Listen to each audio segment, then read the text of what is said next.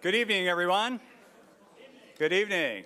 We are honored to host the 31st annual induction for the U.S. Bicycling Hall of Fame. Welcome, everyone. 31 years, and we have some folks in the house tonight who were back in Somerville when it all started. But in Davis, we started hosting inductions in 2008, and our Hall of Fame museum that a lot of you have had a chance to visit opened in April of 2010. Now, in a little while, you'll be hearing the accomplishments of our 4 inductees this evening. And just so you know, at the end of all the programs, we'll be taking some photos. So the plaques we're not going to hand the plaques off, so people can drop them right now. But we'll have those presentations at the end, and everyone can take photos and meet our inductees. One of the great sponsors of the U.S. Bicycling Hall of Fame is the city of Davis, which, by the way, turned 100 years old this year. I know those of you in the East Coast, yeah, that's pretty young. You guys in California, you know, I live in a town that's been around for 275 years, but 100 years for the city of Davis. And 50 years ago this year, the city of Davis had a huge political change, and the bike people took over the city council. Yeah, it really went to a vote. And for the past 50 years, so 50 years ago, the very first official bicycle lane in America was built in Davis. Cars and streets were the only things that were legal. Bikes had no rights, so we had to pass state legislation. And a guy by the name of Ronald Reagan, then governor of the state of California, signed that legislation. So 50 years ago, the first bike lanes, those specifications were rolled out in California and across the world. So we're proud to be a bicycle town. And speaking of a bicycle town, we have the mayor of the city of Davis with us tonight. So I'm going to introduce him in a second. So not only does this gentleman not own a car, he goes to all his meetings using a bicycle. So he doesn't have a car. He's a bike guy. And recently, he moved his entire household using a cargo trike. So here he is on the streets of Davis, moving from one place to another, using a cargo tricycle from the city of Davis. So there he is. That's how you move a bed, using your bicycles. We want to see more of you do this. And so, you know, this guy's perfectly named.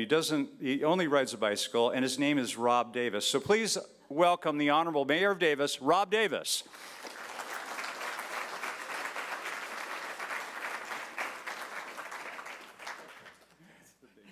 Thanks.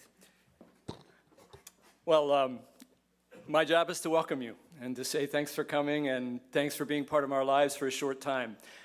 I'd like to ask a favor because I don't know most of you. So if you are, because I haven't met you, but if you're one of tonight's inductees, could you just stand up and just stay standing for a second so I can see you?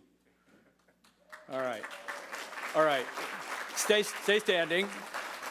If you're an inductee from another year in these 31 years, please stand up so we can all see you. Great. There are very few women here. I noticed that. There was. Oh, yeah, we have one here. Okay, great. You guys, have a seat. I just want to welcome you especially to our town, and we're really honored to be able to host this event. I want you to think about that time when you did something amazing on a bike. I mean, for some of you, it could have been riding 15 miles, you know, but what you did was amazing.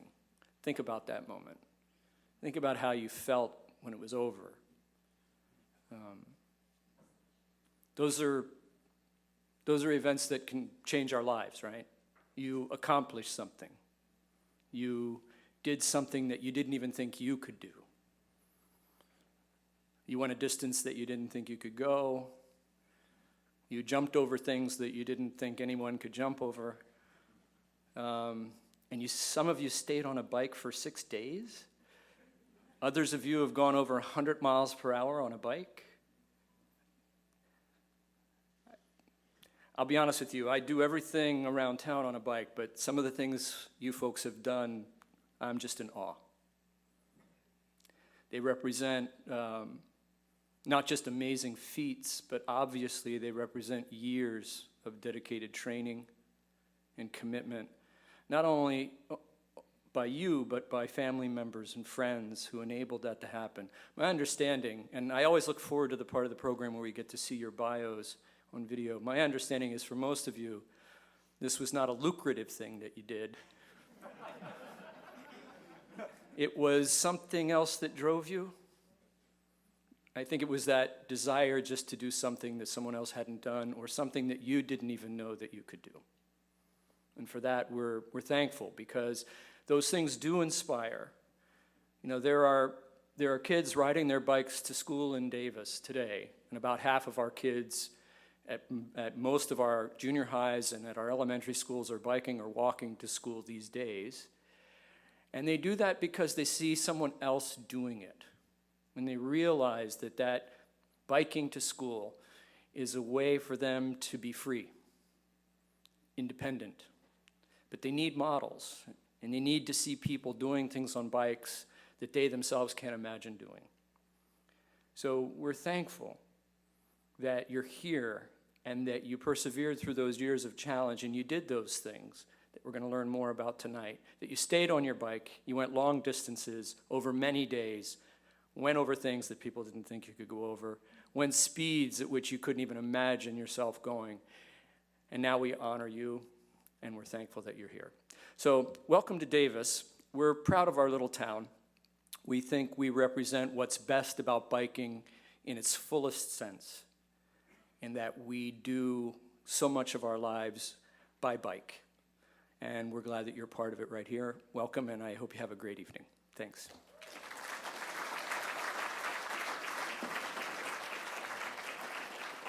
Wouldn't it be great if all of our communities had elected officials like Mayor Rob? You can't get elected in Davis without being a bike person.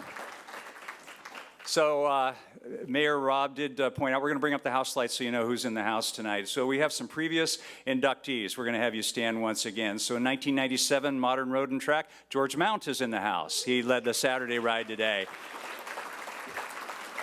2006 contributor inductee Ted Ernst, 85 years young. Right back there, Ted Ernst. 2005 Modern Road and Track inductee Ron Scarron is in the house. There he is.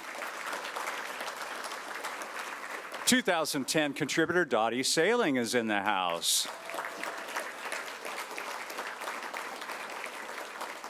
I think she's related to one of our inductees later on. We'll find out. 1988 Modern Road and Track inductee Jack Disney is at that table.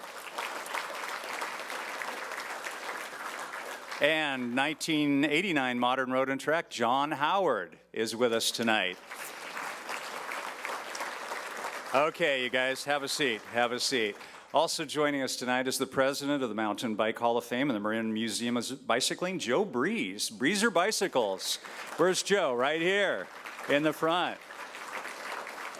And we'd like to welcome from Colorado Springs, USA Cycling, Nancy Belenke is joining us tonight, right there, representing the Olympic City. So this inductee is our premier event for all the year-long schedule of activities that we do at the Hall of Fame. Several of our board members and contributors are in the house tonight. Ray Cipollini out from New Jersey. Stand up, Ray. There he is. Red tie. John Hess from Davis on the board. Where's John? John's right over there. Manny Carbajal from Davis. There is another board member there. George Mount, again, from Livermore, soon to be an Oregonian, apparently. Yeah. And we have an ex officio member, Brody Hamilton, is in the house. Yeah, the chair of our induction committee. Our museum collections manager, David Takamoto-Wirtz. A lot of you guys know David, former bike coordinator. We'd also like to recognize, do we have any veterans in the audience? Stand up. I know some of you guys were in the service. Yes, yeah, there we go. Joe, Navy, there we go. On Veterans Day, thank you for your service. Thank you very much. So by the end of the evening, we will, from the Hall of Fame, have inducted 154 honorees. So we have quite a group of over 10 of them in the room today. The first inductee was a guy by the name of Pop Kugler in Somerville, and I know Joe has a great stories about his connection to Pop. But the Hall of Fame began back there in 1985, and the first inductee in 1987. So as many of you know, the Bicycling Hall of Fame is a small nonprofit, and it's run by volunteers, and they're committed to preserving the past and inspiring the future of cycling. So we're really thankful to all of our sponsors and supporters who helped make tonight's event possible. And all of our sponsors of tonight's induction are listed on the back of your program, which you're welcome to take as a memento of this evening. We really appreciate all of you guys being with us tonight. I know some of you traveled long distances to be in our humble little town of Davis, so we really appreciate that. And if you can help us out, bid on some auction items. We're going to find out starting tomorrow there's some fabulous online auction items that'll be on at least for the next month. And we have big dreams. We would like to continue telling the stories about Roy Knickman and Laurence Malone and Tim Mountford and Joe Sailing. And to do that, so 50 years from now, 100 years from now, those names will still be present, and that we can reach out and do educational outreach and develop interactive museum displays and complete the perpetual plaques in the museum and advocacy efforts, because we want more people riding bikes and having a safe place to do that. And if it's the Hall of Fame or Davis or any of you take that message out, we can help make this the entire nation a better place to live. We'd also like you, if you're on Facebook or Twitter, we want to get to 4,000 followers on Facebook, so we're real close. So like us on Facebook, follow us on Twitter. We have a board member, Daniel Lee, that is really pumping out some stuff on social media there. And help us out if you can. Join, make a donation, become a member, volunteer, be a docent. Help us find some more business sponsors, help us with the auction next year. Anything you can do to help us out, we want to keep this going. So after that plug, we appreciate everybody's support, and by being here tonight is a great step in helping us. So with all of that, we're going to start and introduce tonight's first inductee. And so what we'll do, we'll have 4 segments, and we'll start each segment with a video, and we'll talk about those a little bit later. But we'd like to introduce now the first Hall of Fame inductee, introductory video, and then we'll have him come forward. So the introduction video for Tim Mountford, veteran road and track competitor. Enjoy the video.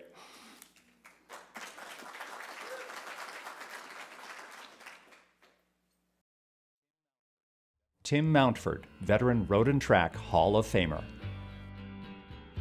Tim Mountford's 12-year international racing career during the 1960s and 70s helped to generate new enthusiasm for bicycle racing in America. A ferocious sprinter who excelled in a variety of disciplines, Tim placed 10th in the sprints at the 1968 Olympic Games in Mexico City and competed with Jack Disney in the tandem sprints in the 1964 Olympics in Tokyo. At the 1967 Pan American Games, he won a bronze medal in the 10-mile event.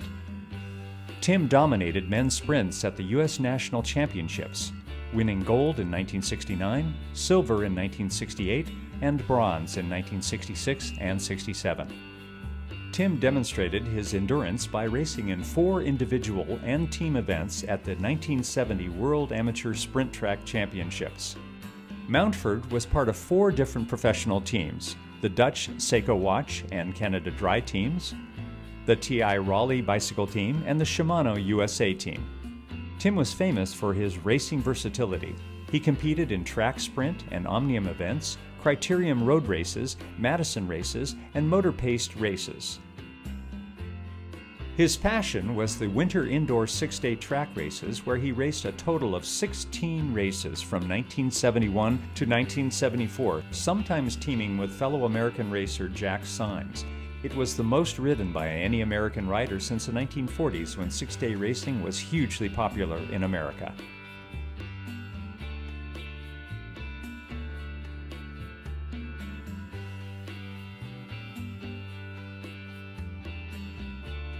Tim's most memorable event was at the Night of Christmas race 1971 in the Dortmund Sports Arena, Germany, when 12,000 spectators were on their feet cheering as Tim closed 4 bike lengths in the final lap to beat both the current and previous World Sprint champions Robert Van Lenker and Patrick Serkiu in the 3-up sprint final while wearing his Stars and Stripes jersey.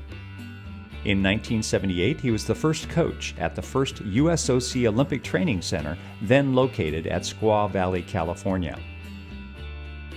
Tim went on to open 3 bicycle stores in the Silicon Valley and sponsored a triathlon team and a BMX team.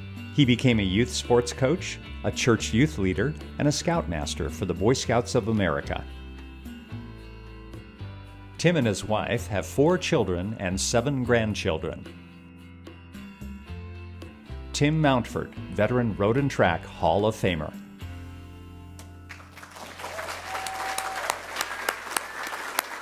And now, please welcome Tim Mountford. Come on down, Tim.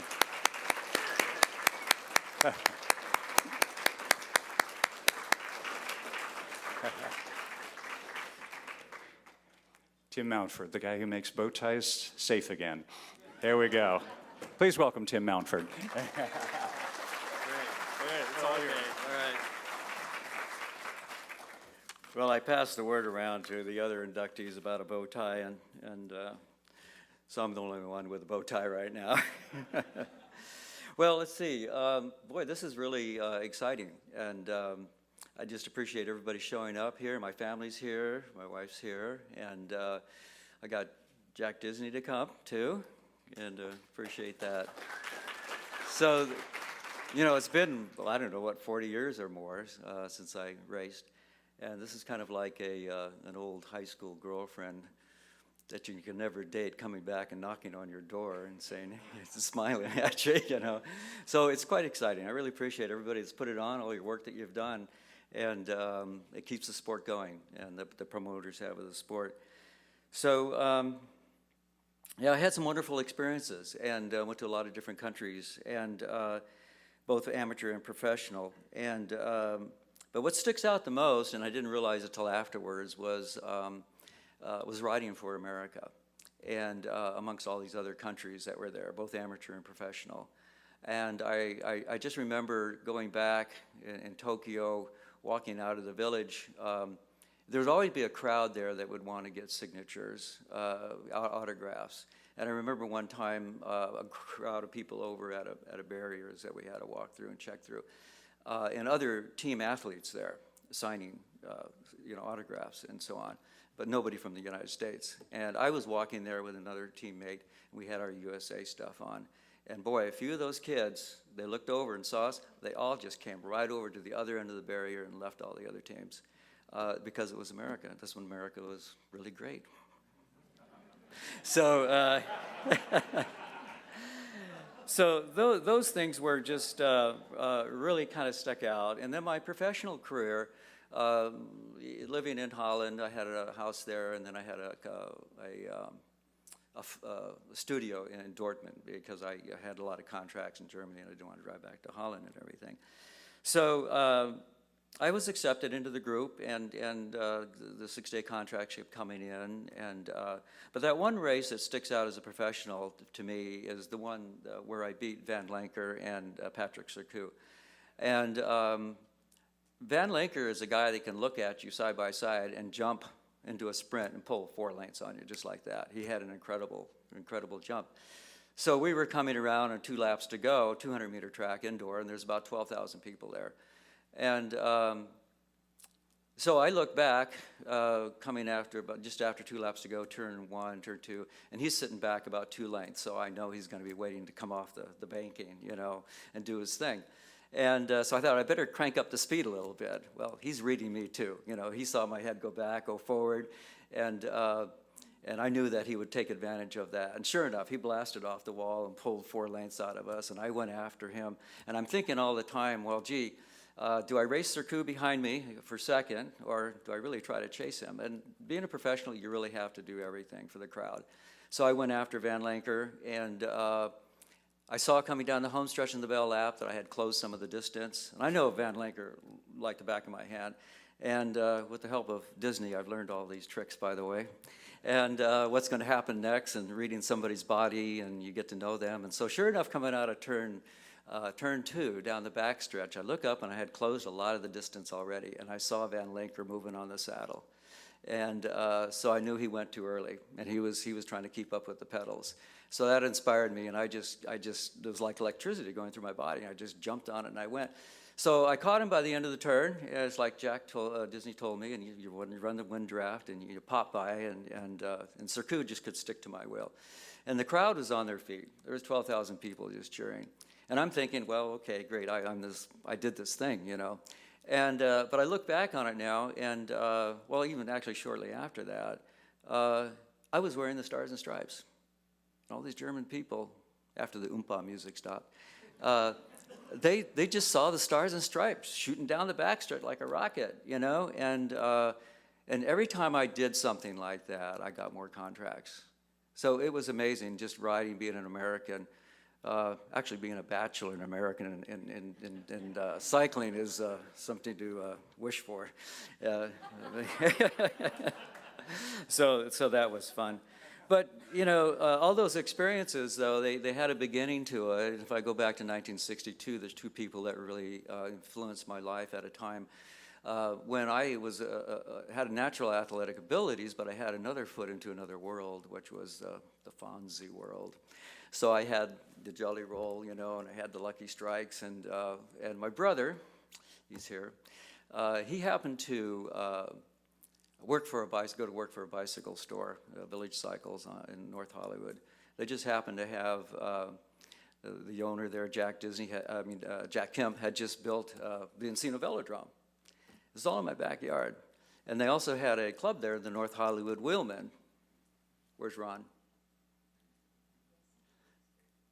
Ta-da! The famous North Hollywood Wheelman jersey. And of course, Jack Disney was in the club. So Stan saw my ability, and he came close to Christmas, and I was 15, and he gave me his road bike. And he was riding with the club actually at that time. And then at Christmas, there under the tree was a bunch of packages, and I had shoes, Dedo Pietro shoes, remember those? And Sergal clothing was that smell of the wool, you know. And so we went for a ride that day, and Stan couldn't keep up with me. We went out around Lake Chatsworth that day, and we were late for dinner with Mom. But so that was a turning point, and then he got me a track bike, or he let me use his track bike, and boy, then the die was set. So, and then I got into junior racing, and I just had this leg speed. I was just gifted with it. But talk about, you know, changing somebody's life. Ron Kidman is working with all the juniors now, but you get a young kid and you plug a bicycle underneath of him, those two wheels, and get them into a race, and it changes their life. All of a sudden, the direction. When I got on that bicycle, all my Fonzie friends, I dropped them within a couple days. I cut my hair so that I you know, and it was like life-changing for me. And so that was something that's very important. So I rode that first year as a junior, and we went to the Nationals in St. Louis. My brother took me there and made sure all my equipment was working right, and we did the tour. Joe, what is that? After with the Nationals, we would go to Kenosha, I think, and then Chicago. There was that, you know, riding after the Nationals every year. They did that. So we did that too. And then when I became a senior, and then in comes Jack Disney into my life. And boy, for the next 4 years, Jack and I, every Tuesday and Thursday night, man, we're ripping off the sprints, and he's telling me what to do, and how you break a sprint down to the jump and the kick of and the turn two, and then down the backstretch, and then running somebody's wheel. And I could never duplicate his kick to the finish line. Those last 50 meters when I was on the tandem with him, coming down to the finish line, if I just relaxed on the pedals and let him have the bike, it just went. You know, and he would just somehow, those thighs of his just have that burst of energy, even though we thought we were topped out on speed. So Jack played a big role, and we traveled to different races around the country, and went to the '64 Olympics. We roomed together, and actually during the summer of '64, I moved in with Jack and Alice. And so we had our little family there doing it, and Jackie's here. She was 8 years old at the time, and I used to play hide and go seek with her at the house, and cut the lawn for Jack before he came home, and pile everything on the Corvair. Remember the Corvair, Jack? We put all the bikes on the back of that and out to the track, you know, every Tuesday and Thursday. And one last thing I remember with Jack was we had a straightaway that he found in a parallel to the freeway down there in West Covina, I think it was. And I remember doing these spreads, no brakes on the bike. You know, we're going like 55 miles an hour or something.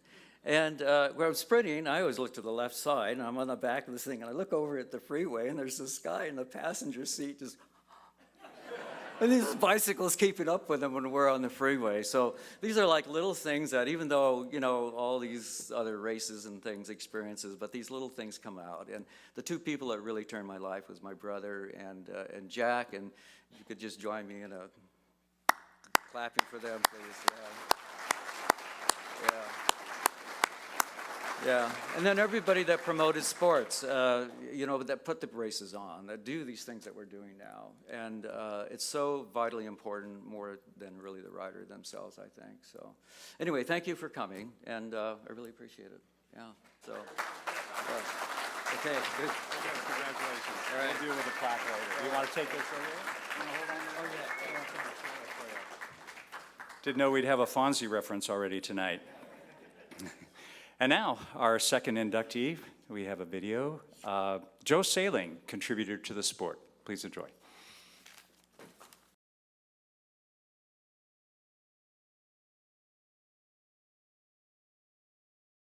Joe Sailing, contributor to the sport. It's not surprising that Joe Sailing was drawn to cycling because he was born in Somerville, New Jersey, the home of America's oldest continually run bicycle race. When he was a 16-year-old sophomore at Somerville High School, he walked into Pop Kugler's bike shop and announced that he wanted to become a bike racer. Joe worked at Kugler's to pay for his first racing bike and became a member of the Somerset Wheelman Bicycle Club. In 1956, he started racing in criteriums and at the Newark Velodrome. After high school, Joe joined the Navy. Following his Navy stint, Joe returned to Somerville and dated the sister of some bicycling friends from nearby Flemington. Joe and Dorothy Yard, nicknamed Dottie, were married in 1962. Joe raced in the Tour of Somerville, and he went on to win 21 national championships from 1973 to 2017. In elite team pursuit, Masters road racing, time trials, tandem time trial with Dottie, criterium, cyclocross, points race, and individual pursuit. He became an 8-time Masters World Cup champion and a 6-time Masters Pan American champion. He has won silver medals in Masters World Track Championships and bronze in Masters World Cyclocross Championships. Along the way, he won over 50 New Jersey State Racing Championships. Joe bought Kugler's Bike Shop in 1967, and it was known as Sailing's Schwinn Cyclery until 1981.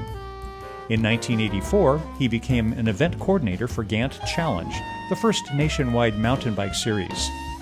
He was also an event coordinator and announcer for the 7-Eleven Bicycling Magazine Grand Prix and the Fuji Sundance Track Cycling Series. It's going to be Emery, a little bit of rock and roll back there on the south turn as Brent Emery and Tom Machado using the whole track.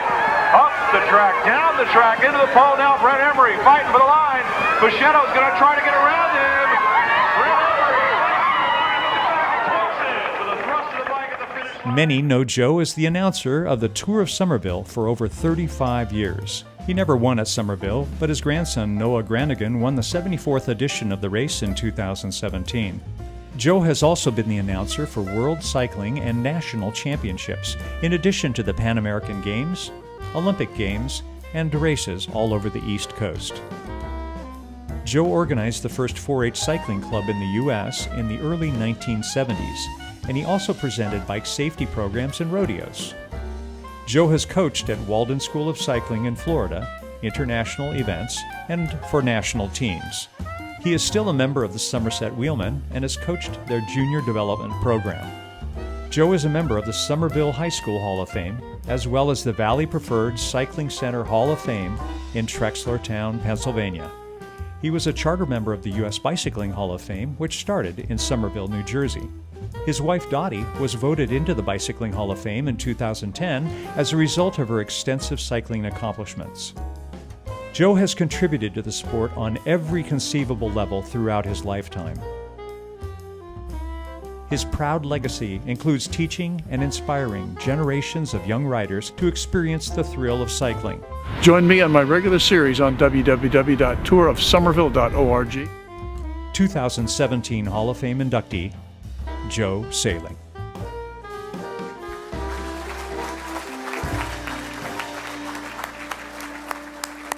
Come on down, Joe. Welcome. Joe Sailing, contributor. Here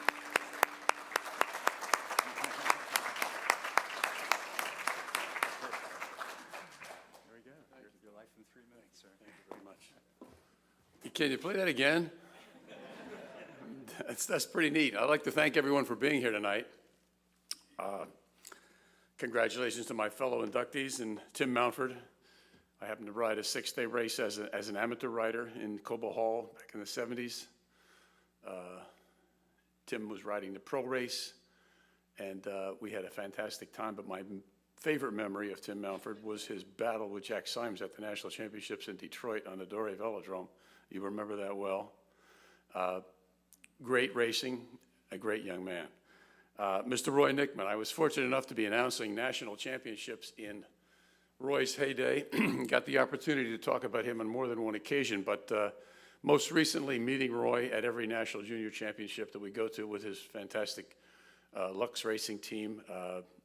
And I want you to give Roy a big round of applause for the fact that been a great cyclist, a great coach. He is a gentleman who has done an awful lot for the state of California in recent days as a firefighter. So how about it for Roy Knickman?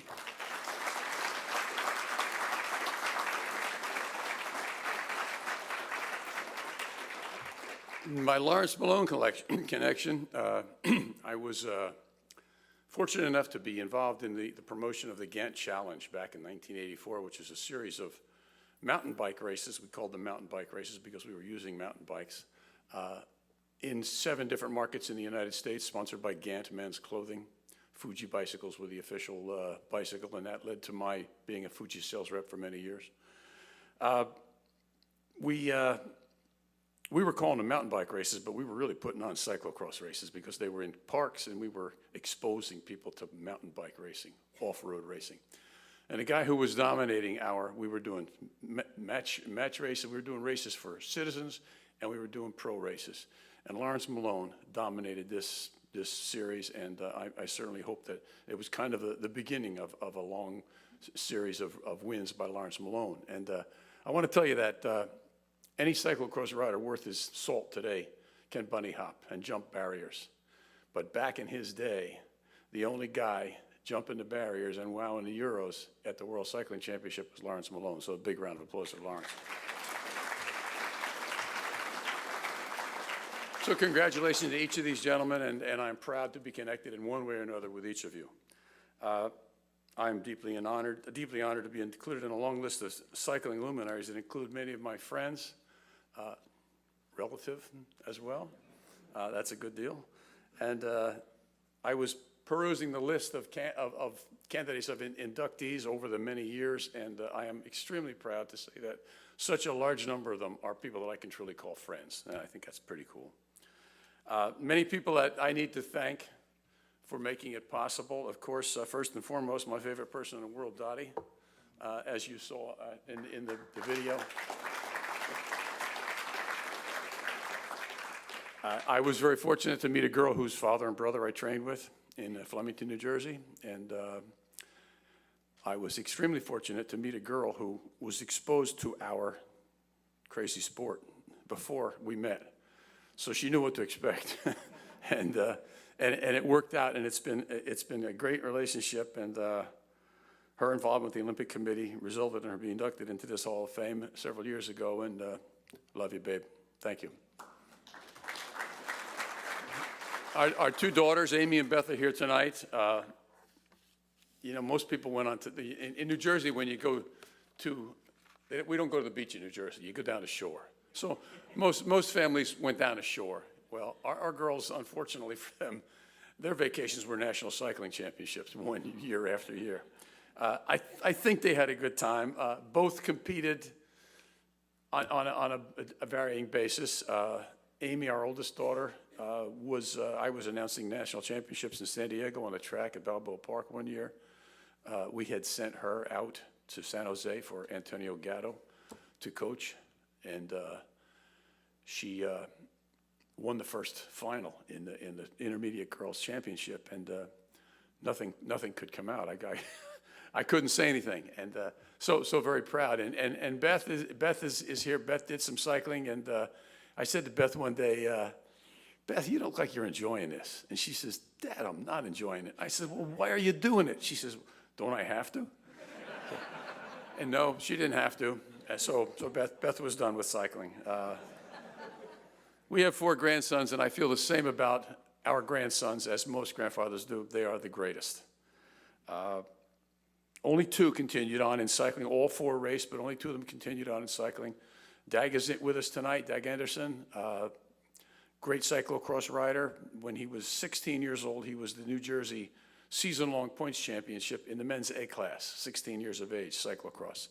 Many times a New Jersey state champion, and unfortunately, pretty seriously injured in a crash in the Somerville race, and he rides almost every day, and he told me that today was probably the first time since then he's ridden with a big group of riders, and he said he felt good and had a good time. So, Dag, thank you very much.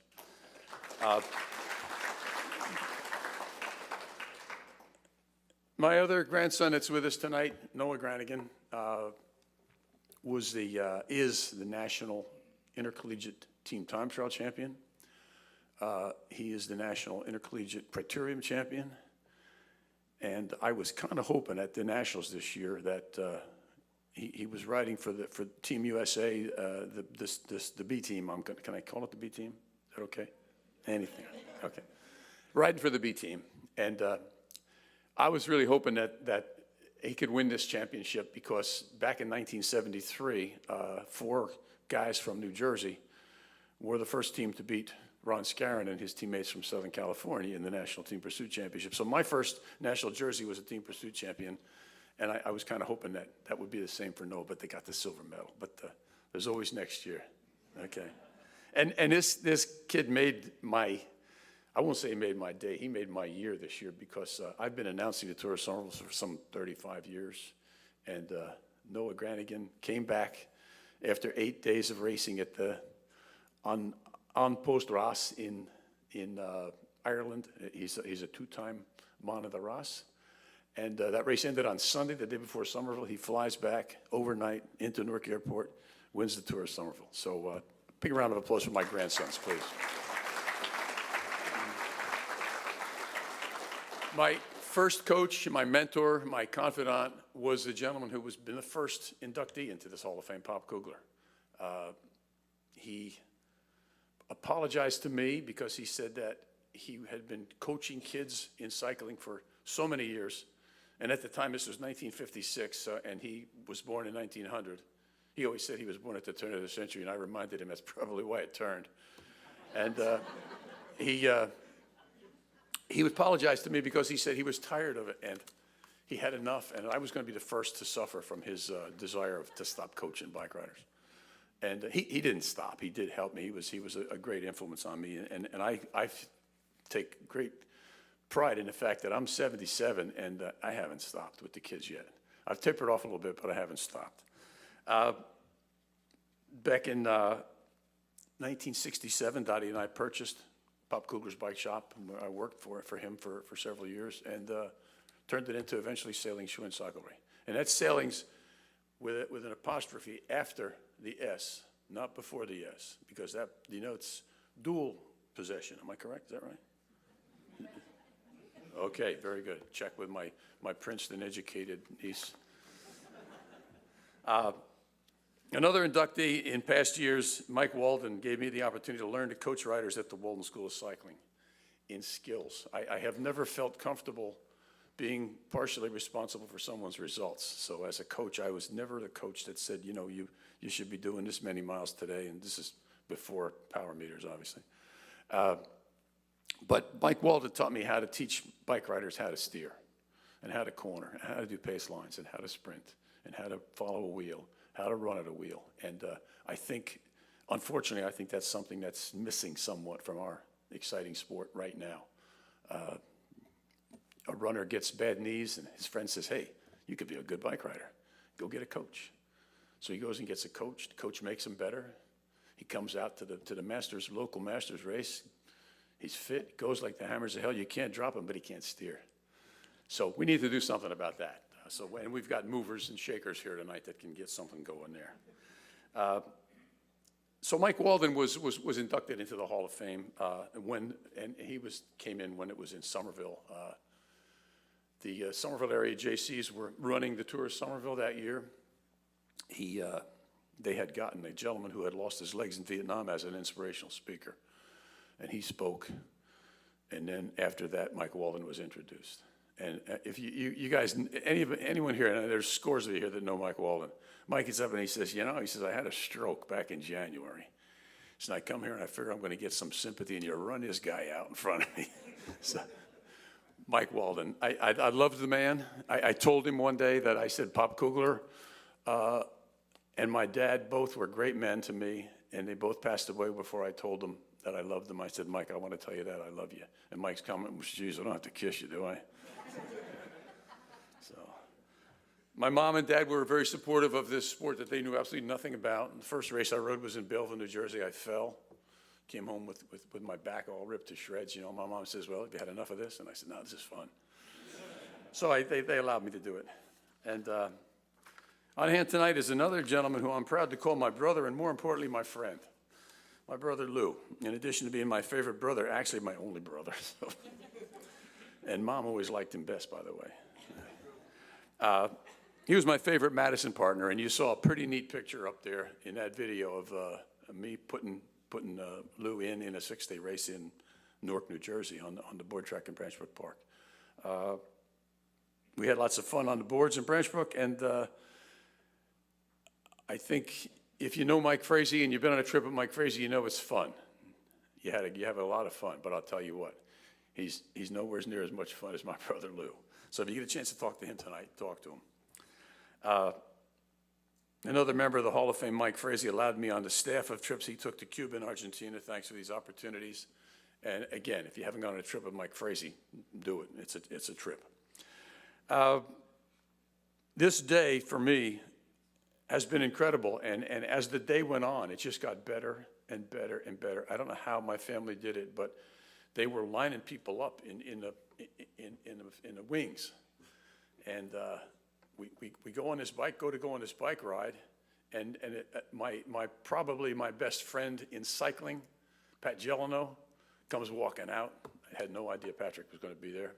That was the first time I had watery eyes today, and not the last, believe me. Ron Kohler. Ron's sitting down here in the front row. Before our girls got married, Ron was the closest thing I had to a son. He started racing with us as a junior. He's now racing 60-plus races. So, it's been a long run, but it's been a fantastic run for me. We got down to look at the Hall of Fame, and I'm talking to someone, and here comes this woman walking up the steps, and I'm thinking, man, she looks familiar.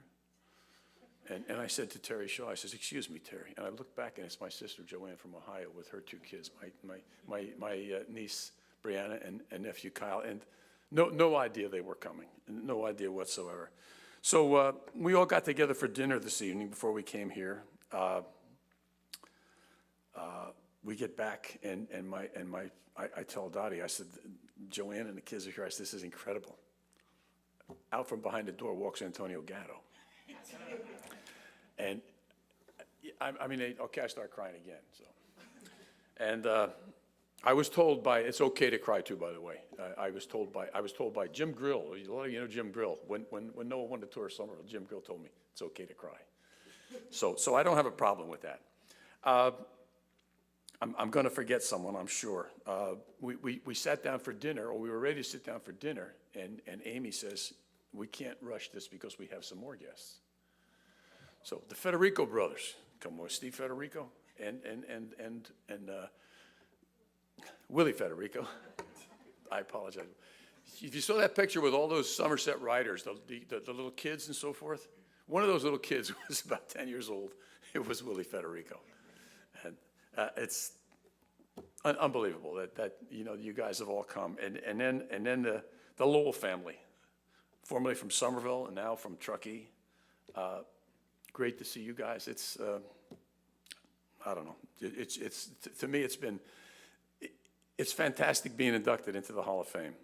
All of these folks coming out here and making me feel so good is really the cream on the top. Special thanks to Mike Malakoff, who, when directing the sports marketing for Rodale Press, hired me to be the coordinator of the Gantt Challenge, which was a series of mountain bike races, cyclocross races, and again, I talked about Laurence Malone being involved in those events. That led to many involvement in events that Mike was promoting, like the 7-Eleven Bicycling Magazine Grand Prix. Some of you have seen them, some of you have competed in them. Grape Nuts Fun Rides, Lee Barczewski and I ran several of those events. And I even got to announce a USA-USSR volleyball match. Mike calls me up one day and he says, I got a job for you, University of Maryland on a Friday night and in Rutgers in New Jersey on Saturday night. I said, good, what is it, Mike, indoor roller races or something? He says, no, he says, USA-USSR volleyball. I said, Mike, I don't know anything about volleyball. He says, no, you go early and they're having a women's match and you can watch that and you catch on what they do. You can wing it. So as luck would have it, it was the University of Maryland against William and Mary, and we knew the William and Mary coach as a cyclist. And so that kind of, I figured, well, things are going well tonight here, they're working in my favor. So I watched, listened to what the announcer said. So then the women were done, and the men came out and warmed up and so forth, and I went through all the promos. Twix was the sponsor, so I had to tell you all about how great Twix tasted. And that's Twicky. So some of you know what's coming next. So the place is full. There ought to be 3,000 people, at the basketball court at the University of Maryland. And I said, folks, I invite you to sit back and get ready to enjoy some of the finest basketball you've seen in years. So like this, 3,000 people start laughing. And I'm saying, what the hell are they laughing at? Malakoff comes up behind me and he taps me on the shoulder and he says, volleyball. I said, all right, folks, as long as they stretch this net across the basketball court, we'll play volleyball tonight. So they laughed again like that, and we were good. So the next night we go to Rutgers, and the executive director of USA Volleyball reminded me beforehand what we were doing there. My thanks to George Mount, who seems to be the liaison between the Cyclists and the Hall of Fame. Thanks for the ride today, organizing the ride today. I had great fun. I got to ride with a whole bunch of people that I haven't seen for years. I got to ride with my grandsons again, which is, second to none. I was told it was going to be an easy ride, and you guys are chuckling because the hammer got thrown down there after a while. And we were on the way out. As soon as I saw this tandem hit the front, I figured, well, we're in trouble now. But, and we were, or I was. And then on the way back, I knew we were in real trouble because the tandem tried to hit the front and couldn't get there. But it was a great ride. I'm glad it happened. Dottie and I, with the help of my brother, ran Sailing Schwinn Cyclery for many years, and this business that evolved out of our purchase of Pop Cougar's bike shop, and we were selling at the time 1,200 to 1,500 Schwinns a year, so it was very successful. And my announcing began at Alpenrose Velodrome up in Portland, I believe it is, and I was there to race in the pursuit events, individual pursuit. There's racing going on, and I forget what it was, but it was something that was not easily recognizable to someone who didn't know. And the place was full of spectators and no one speaking. So I said to somebody, I don't know who I said, do you mind if I tell people what's going on here? Hey, knock yourself out. And I did, and I found out that, hey, this is fun. I had a good time doing it, and it has evolved into my getting the opportunity to announce a whole lot of races around the country and in Canada. I've had the opportunity to announce many Olympic trials, Pan Am trials, national championships. I've announced races where a lot of you guys competed, first, second, third, fourth. I announced the Pan American Games in Indianapolis. I got to announce the World Championships in Colorado Springs, and the Tour of Somerville for some 35 plus years, I guess. The Tour de Tuna, and it's been a great run for me. Been great fun. So once again, so thank you all for coming here this evening and putting put and paid to what has been a magical year for me. It began for me the first week in January winning a national cyclocross championship, 75 plus. And, you know, we're falling off, you know, one after the other, so it gets easier all the time. We did race with the 70 plus, and to be perfectly honest with you, I didn't get any prize for this, but I was more proud of the fact that I finished 4th overall with the 70 plus guys as I was getting first place in the 75 plus. And then this year got carried on in Somerville with Noah winning the 74th edition of the longest continually run bike race in the country. So I invite you all to come to the 75th anniversary next May. And now this honor at the U.S. Bicycling Hall of Fame, it is humbling and inspiring to be able to look at the list of former inductees and get the feeling that some folks felt that I belonged in this group. So thank you very much.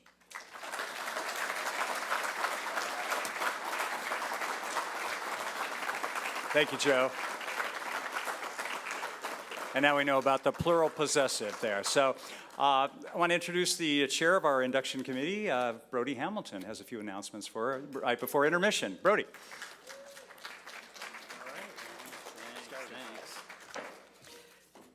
Well, I want to welcome everybody as well. And one of the neatest things about this event is hearing the stories and hearing Tim's story about being on the tandem with Jack and being able to maybe kick back a little and let Jack take it. To experience that must have been amazing, because when I'm on a tandem, I'm always asking the stoker, "Are you pedaling?" Just drives me crazy. I love you, babe. Anyway, really. No, I don't. Anyway, again, welcome. Events like this don't take place out of thin air on their own. We had an incredible planning committee, including Bob Bowen, John Hess, Jeff Shaw, Larry Swanson, David Takamoto-Wirtz, and Kate Bowen. If you would please stand so everybody can give you a round of applause. Just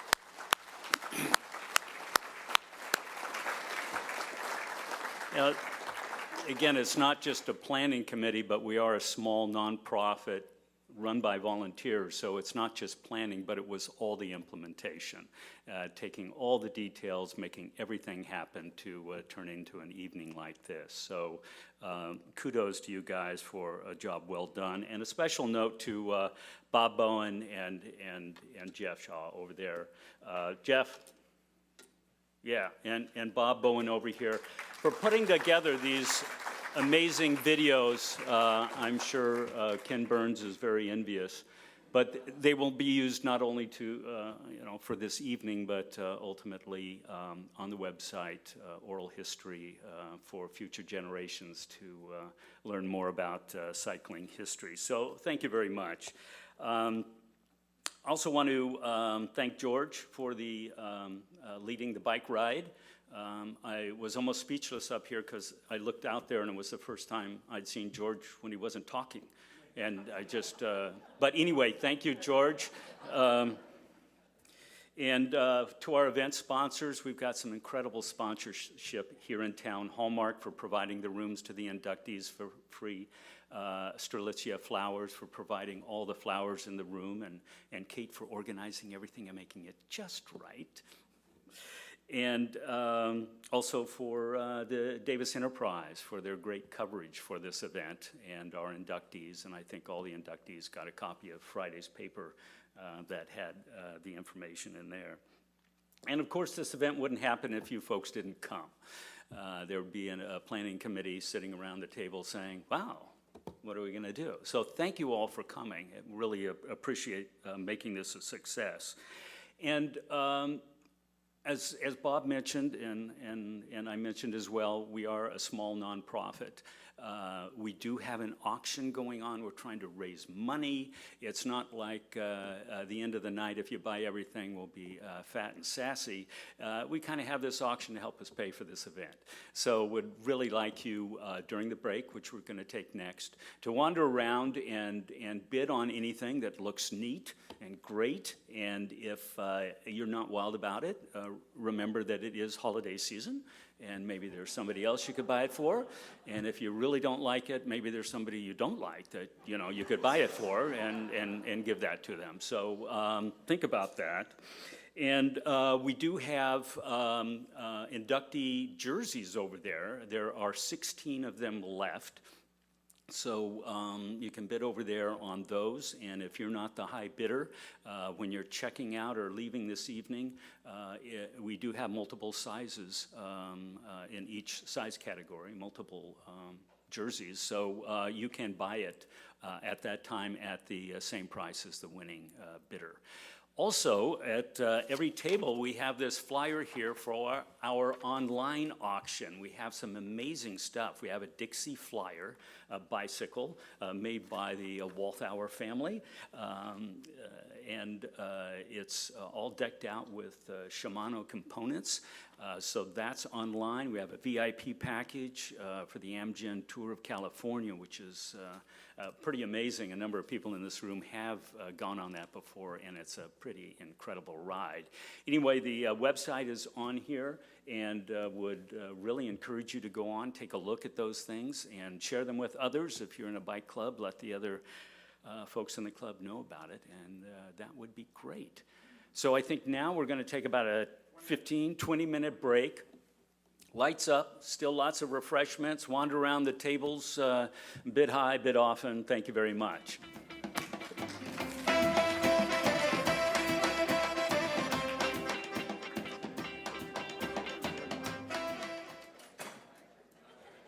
Okay, welcome back to the second half of this year's induction. I'd like everybody to take their seat, please, and thank you for participating in the silent auction to benefit the U.S. Bicycling Hall of Fame. And now we're going to introduce our third inductee of the evening. In the modern road and track competitor category, let's meet Roy Knickman.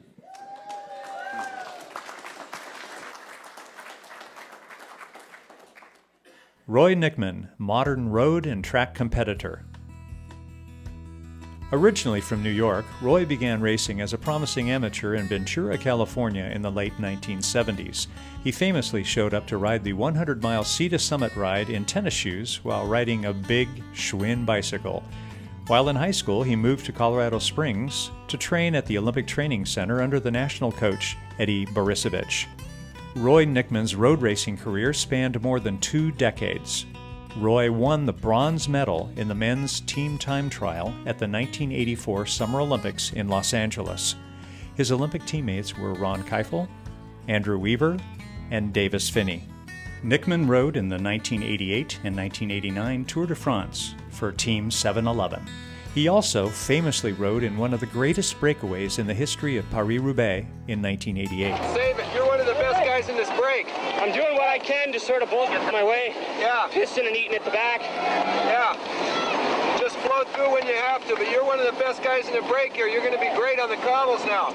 To lead over these terrible roads is an advantage, and Roy Knickman, young in years and mature in mind, leads the high-speed charge to the Forest of Arenberg with 100 miles completed.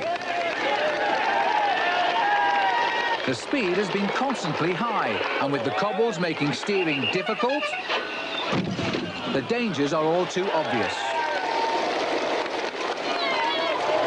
Less than a mile into the Forest of Pain, Knickman becomes a casualty. The banging and bouncing have caused him to blow out, and a cruel piece of luck, so typical of this race, is again shaping the outcome.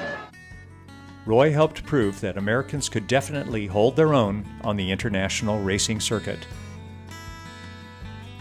During his professional career, Knickman rode for the famous teams of La Vie Claire, 1986-87, Toshiba Look, alongside Greg LeMond, Bernard Hinault, and Andrew Hamston, 711 from 1988 to 1989, and Coors Light from 1991 to 1993.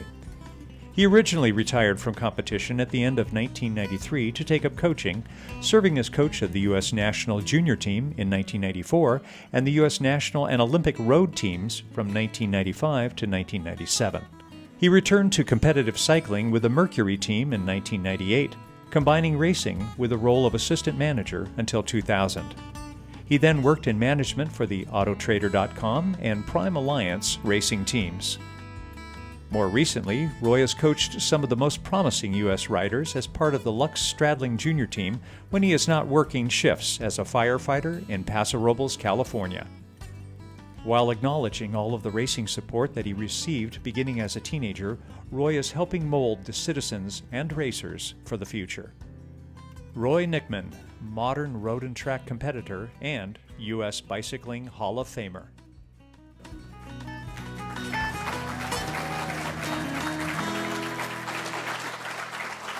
And now, please welcome Roy Knickman.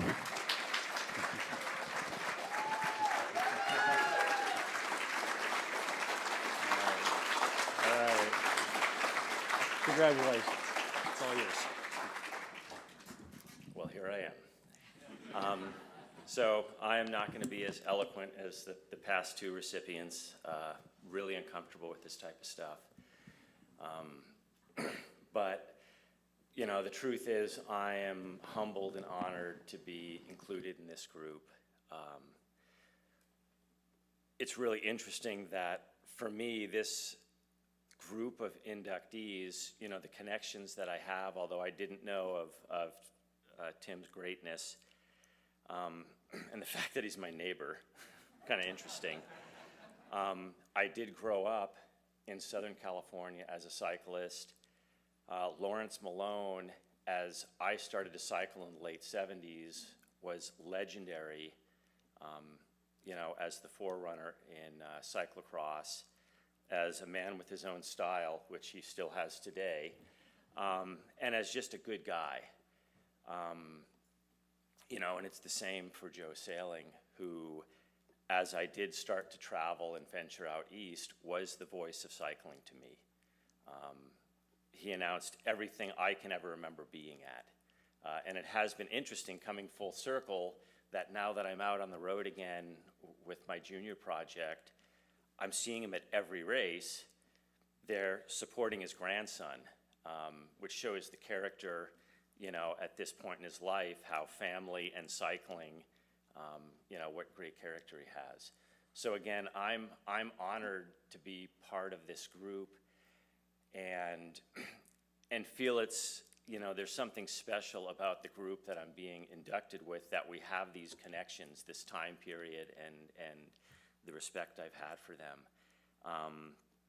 You know, past that, obviously honored to be included with, you know, some of the great athletes, people who have accomplished more than I have. You know, it's just phenomenal because I've looked up to so many of these people. You know, it's funny, I'm the young inductee this time around, and I was always kind of the youngest of my age group, because we boycotted the '80 Olympics, and a lot of people stayed around to try to make it happen in '84. And I was coming out of the junior ranks. I was a junior in '83, and was a project of the national team coach, and it worked out. But again, I was the kid. I was Boy Roy. It was kind of a goofy name, but again, these people like Davis Finney and Ron Key, I got advice from so many people, and I was grateful for it. And, you know, it's an interesting thing because some people can say there were one or two key people who made it happen for them, who it was instrumental. And I'd have to say I'm more along the lines of it takes a village, you know, because there were so many things that fell into place that gave me the fortune and the opportunity to do what I did, even to the fact that my mom let me move out at 16 and move to the Olympic Training Center. So I was kind of this project guy, and most moms would be terrified of that, but she trusted me and let me go live in an old military dorm and, you know, let the secretary register me at school and say, go to it, and that was it. But again, you know, and Frazee trips and Mike Leach and, you know, all the things we're exposed to, you know, amazing adventures, amazing opportunities. But a common tie we all have is that we love this sport. And it's funny because I have a love-hate relationship with the sport, because in any pro sport, there is that push for more. And there are people that will go that extra distance in unethical ways, we'll just say. But there's the positive side, which is what you learn, the friendships, the experiences, and all of that, which keeps me loving the sport for what it offers, for the challenges, and when you're true to yourself, you can really see who you are and what you're made of. You know, it's been an amazing journey for me, and one that I left the sport for a while just to survive life, and got back into it 6 or 7 years ago with coaching and getting into youth programs and that. And I realized how much I missed it and how important it was for me as an individual, how meaningful it was. The sport was what I've learned and what I can share, and being able to see the young people have these same life-shaping opportunities. So, you know, I love the sport. I thank everybody here for coming. My little speech here is going to be the same as my presentation, short. Because again, I hate this stuff, super uncomfortable. But again, appreciate everybody being here. I appreciate, you know, again, to me, you know, George Mount was a legend as I got into the sport. You know, Red Zinger doing these amazing things at a very young age, and for him to call me up and say, hey, you know, you're invited into the Hall of Fame, like, oh, okay. You know, I don't know how, I don't know why. I'm sure he's like, why didn't he ask any questions? I was just in shock. You know, and I had never met George, and, you know, George, super guy, you know, where you are, but anyway. Woo! But again, you know, cycling offers great opportunities for us, and for me, it's changed my life, and I really enjoyed the journey, and hope now to be able to continue it and actually leverage this a little bit to get more stuff for my juniors. So it's that simple, so thank you.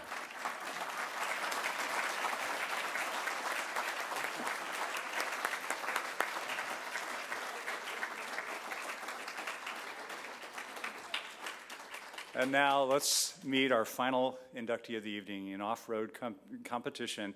Let's meet Laurence Malone.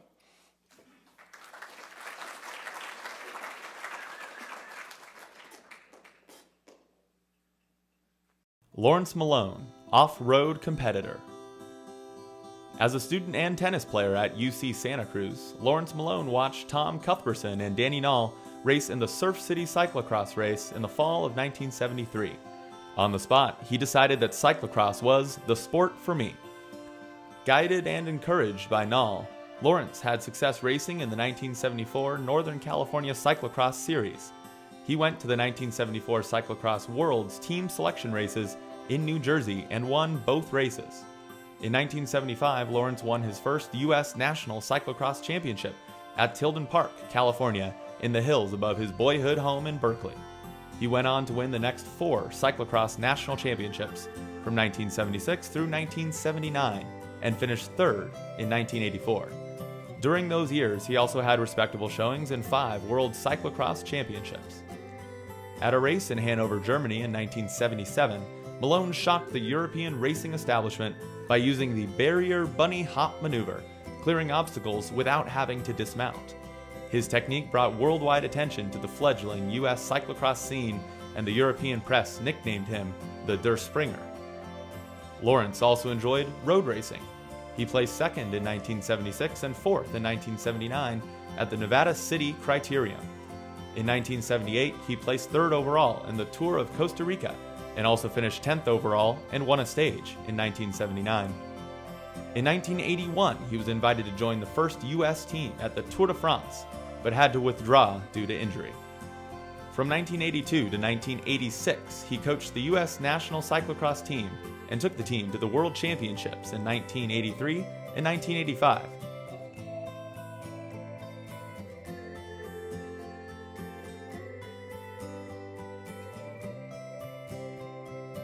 In 1984, Laurence raced for and helped manage the first specialized sponsored mountain bike team. From 1991 to 1995, he medaled in cyclocross national championships in Masters, Veterans, and Senior divisions, while coaching and conducting workshops at the U.S. Olympic Training Center. A talented rider and passionate advocate for bicycling as a lifestyle, Malone has also published articles in many industry publications. Laurence runs his own bicycle restoration business in Santa Fe, New Mexico.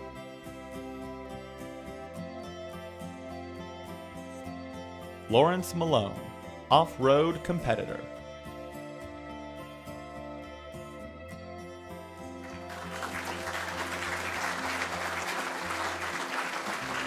And now please welcome Laurence Malone.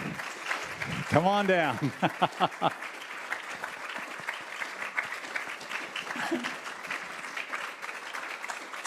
He's still with us. Come on in. It's all yours. It's a special honor. It's a privilege. When I went to the museum today, all these accomplishments, all this commitment, all this talent, I was like, I was kind of blown away. I'm still blown away. Thank you. Yeah, I've always loved cycling. People say, how did you get started in cycling? Well, it was prenatal. My mother and father on their honeymoon bought up old Raleigh 3-speeds and toured through Scotland, Norway, England, parts of France. I think my mom carried me into her 4th month of pregnancy or something. So, I was with the program, so to speak. And, born in England, no fault of my own, came to my hometown of Ojai, California, my mother's hometown as well. My grandfather came there in the 30s. Beautiful spot, if you don't know it, in Southern California. Still, as yet, untouched by LA. With all respect, Ron, and you Angelinos out there. And, rode my bike to school, 8 miles round trip. It was nothing. It was liberation. It was self-empowerment. It was freedom. And probably nowadays that would be seen as parental neglect or abuse. The poor little boy has to ride his, But, for me it came natural, and this is life, and, this is the marvel of bicycles, which I'm still passionate about. I think bicycles will save the world. I mean, I don't want to be, but that it's, you see the infernal combustion world, and I'm part of it. I mean, I moved from Santa Fe out to a little country town in Chimayo, New Mexico, and I knew that would mean I would depend on my car like never before. And it's true. My business is in Santa Fe. I drive that 30 miles. But as soon as I get to Santa Fe, my bike comes off the rack, and I use the bike locally. And I have such respect for, places like Davis and Denmark, Holland, that use bicycles for transportation, and they provide, So as much as I'm honored to be part of the racing fraternity, I see bicycles as part of a bigger thing. They're, I think, I first got this insight when, I was at the Squaw Valley U.S. Olympic training camp in the late 70s, before they set up Colorado Springs. And I remember meeting all these athletes from different disciplines, track, the women's track riding, the men boxing, and all of them, it's funny because I later became a coach, but they were all, of all the athletes, cyclists were the most independent. And partly because cycling is a real world activity. You're out there dealing with cars. You're not running a stadium track. You're not doing laps in a swimming pool. You're dealing with life, and you're dealing with people who don't think you have a right to be there. How many times, how many times have you heard, you cyclists think you own the road? Is there anything more revealing of the culture we live in? Like, me on my 22-pound bicycle actually would dream of owning the road up against your 2-ton dually? No, I don't think so. We're all survivors here. And, training is, in some ways, is a greater challenge than racing, because it puts you out on the road and you're dealing with this perception of what a cyclist is, their proper place, their are they hindering speed, you know? Anyway, speaking of speed, again, my mom. I became a self-appointed expert on speed because there was a certain point in Ojai where my mom would be driving to town, and she would have pretty much not be flooring it, but it was a slight downhill. She didn't need to have her foot so heavy on the gas, and I rode the stretch on my bike, and I knew, just start coasting, let off. And one time I said to my mom, I was about 10 or something, I said, Mom, you know, you don't need to put so much gas on when you have to hit the brakes. You can just kind of cut off the power halfway down and just coast up to the stop. You don't criticize mom's driving. What do you know? But the secret of racing, in so much in a broader sense, is less gas, less brakes. And yeah, and there's moments when you have to pour it on. But it's that I think it was my little secret in cyclocross. It wasn't just that I, played other sports. I played full court basketball. I was a tennis player in the background. But that sense of the context of speed, not just raw speed. It's a whole thing in itself. Anyway, I wanted to thank some of the people that informed my cycling career. First, of course, was Mark Jansen, who grew up in Berkeley, California, and was my age. I knew him as an 8-year-old kid when we lived in Berkeley just for a time before I moved back to the ancestral home in Ojai. He had come, we went back, we met at UC Santa Cruz after like 9 years not seeing each other. He was already a good junior. He'd just come back from the Olympic trials in upstate New York. You were at the Olympic trials, Mark? My goodness, what's that like? I was so impressed, the Olympics. And that summer we went on a backpacking trip and I could hang with him and he says, you got to try cycling. So he was a perfect mentor. He just gave me such good advice. You use low gears. You're skinny, you can't muscle it. You're not like, and very good perspective on racing and healthy. And Danny Knoll, of course, he got me in my first cyclocross race. He encouraged me. He picked me up from a party that I would overslept and rapping on the door in the morning. My first cross race, Laurence, forgot my helmet. He was kind of. Then later, he and I are duking it out, and we had we had to hurdle these sawhorses, I think. And the sawhorse is this tall, and I came around with my bike, inadvertently knocked him over, just flat. And he got up and he was like, I'm gonna get you. He's chasing me down the kaboom, big European bump. Anyway, Danny Knoll, Greg Bennett, who's here tonight, who lives in Corvallis. He had the most pure, he put the hurt in every training ride. And I sometimes suspect that Greg didn't care if he won a race. He loved being fit. He loved that feeling of just being fit, the endorphins, That was a lesson, like you don't have to win necessarily. You can really, and in some ways cycling, racing almost succeeded for a period of killing my essential love of cycling. But it has never abated. It's never gone away. I love being on a bike. It was a pleasure riding with all these great folks today. I was hurting, but it's like, the things you learn, survival, like that. It says here that I'm kind of an off-road racer. I actually, truth be known, I preferred road racing. Road racing, way more complex, way more interesting, way more of a story. The tactical, strategic dimension, it's the only sport where your teammates one moment and your antagonists the next. That in itself is strange. It's really hard to explain to people who don't know that. It's a trick. How do you explain bike? And I have a continual grudge with a lot of the filming of modern, like the Olympic, of the Tour de France. They miss all the big moments. I don't know how they manage. They have all this technology, helicopters, motorcycles, and those moments. I just watched the '84 rerun of the '84 Olympic race where Alexei, breaks away. It was phenomenal. It was the most amazing, and yet they missed some essential. Like, how did that? Wait a second. How did Bauer suddenly get up there? They don't show Bauer jumping away. They don't show that delayed response. It's so complex. That's the beauty of road cyclocross. I personally, and honest, I kind of hated it because it was pure pain. It's anaerobic from the gun. There's no respite. You can't talk to the guy next to you. You know, road racing has this epic dimension, and and cyclocross, I just had this kind of freakish ability at it. You know, as far as bunny hopping, again, that was any little BMX kid in the U.S. could have done double the height. I would think it was a 40-centimeter barrier. You know, BMX kids do 80. They jump up over park benches and stuff, you know. No big deal. I don't know why the Europeans were so impressed, or anybody for that matter was so impressed. It was just like, but I, did it.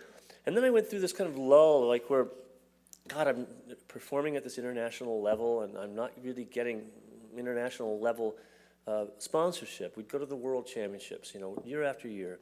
The polls, third world practically. You are from the world's richest country. Where is your mechanic? They see us working on our own bikes. Where is your masseur? Where is your team doctor? Oh, that's another dimension. We won't go there. But, it was humbling because, we're just kind of the Americans here, like, shuffle,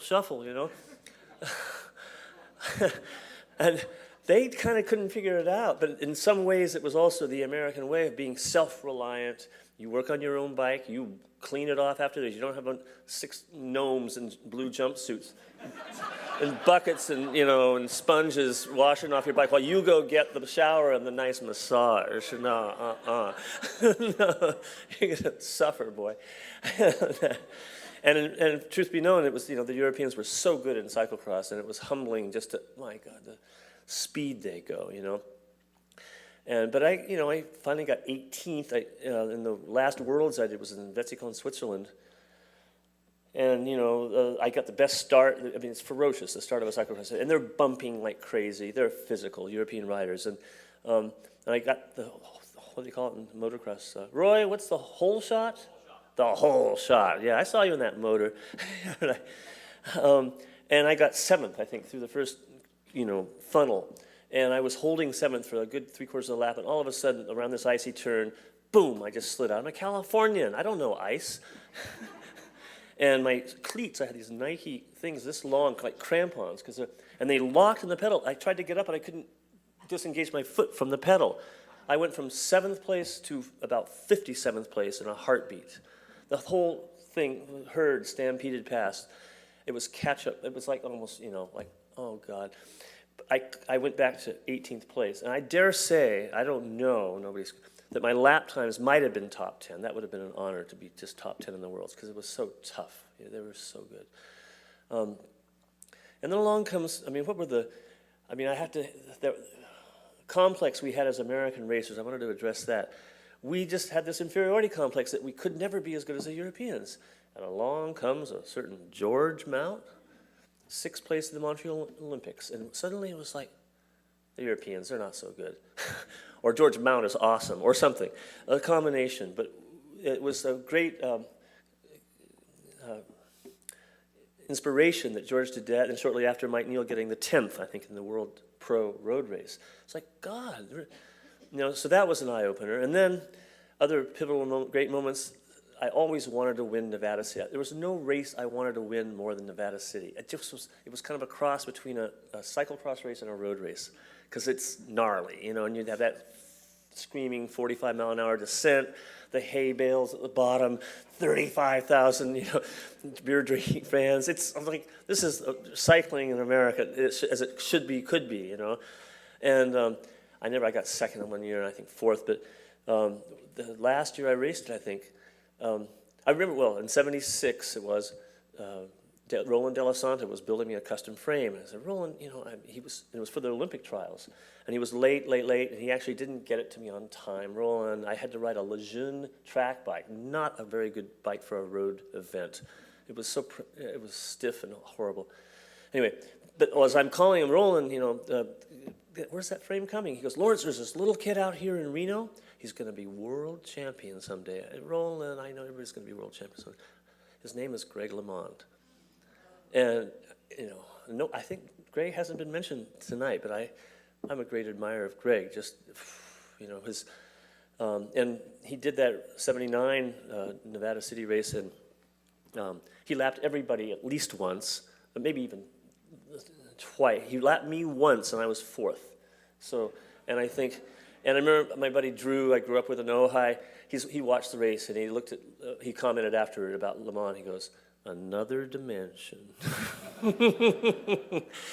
I mean, so suddenly the plot thickened, America went world class with George first, of course, and with Tim. I mean, I didn't know a lot about this stuff about Tim until just tonight, and this was special. What an inspiration that an American, and really that's the other thing about cycling is it's so unheralded. Media doesn't really, or don't, I guess is the grammatical, really follow it the way they do football, basketball, baseball, these, cash cow sports. And cycling has always been here's a guy like Tim Mountford racing against the best Europeans and winning, and, how many Americans know? And this is what's also an honor and what's great about the Hall of Fame. I think it's going to make people in the United States more aware of these contributions and this epic quality, And I was a little shocked when Tim told me this morning, Tim Mountford, that he actually had a car and a house, and better than we cyclocross and 10 years later, 12 years later, but it was good that his talents were recognized, and that was the thing. His talents were recognized in Europe, but not so much in the States, and they were willing to honor that, and that happened to me too. I was getting, making a decent living there. I don't know what else to say, but such an honor to all the great folks of cycling. I think, what I was going to say about that training camp episode is that cyclists, partly because it's such a challenge to be a bike racer as in your training, it makes you, I had this theory that it made American racers uncoachable. That's not to say coaches don't have a place, but that's what I noticed at that first training camp was that all the other athletes, my coach says I have to do this. And, maybe that's too many miles, or maybe that's... cyclists have this inner genius, I think, that is sometimes unrecognized. And it's a beautiful sport, and it's a great honor to be inducted, and many thanks to all of you. Thank you.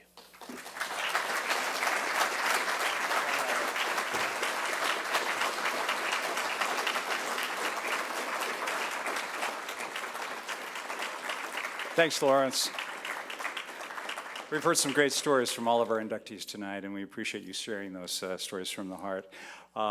Any auction items that are unsold, you can buy them at the minimum bid now. So if there's a listed minimum bid, you can buy it and check out front. Let's give a big hand for Jeff Shaw and all the videos tonight. Hundreds of hours of work to do. Thanks, Jeff. If you want a copy of tonight's program, which includes all the videos, you can order them through Jeff over there. So, and then we will have them available eventually online and in the museum, playing with all the other ones that we've been doing since 2008 when the induction started here in Davis. So that's the end of the program.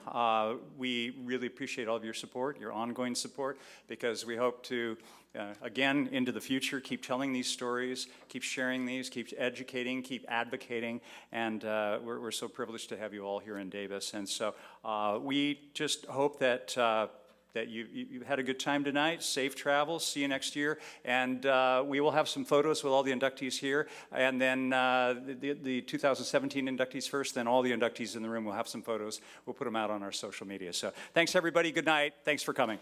All right.